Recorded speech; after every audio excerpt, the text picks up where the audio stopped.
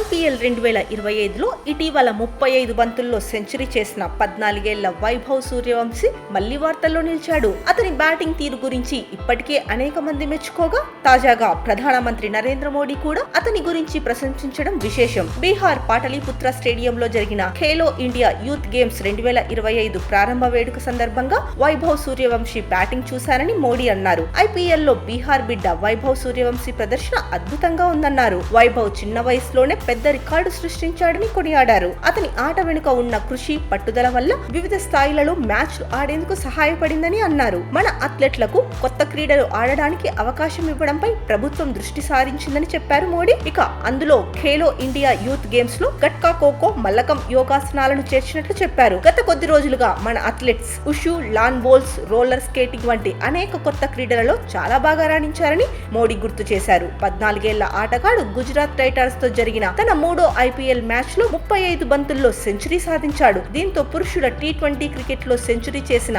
అతి పిన్న వయస్కుడిగా వైభవ్ నిలిచాడు. దీంతో పాటు IPL లో అత్యంత వేగంగా సెంచరీ చేసిన భారత బ్యాట్స్మెన్ గా కూడా నిలిచాడు. IPL లో అత్యంత వేగవంతమైన సెంచరీ సాధించిన క్రిస్ గేల్ తర్వాత వైభవ్ ఇప్పుడు 2వ స్థానంలో ఉన్నాడు.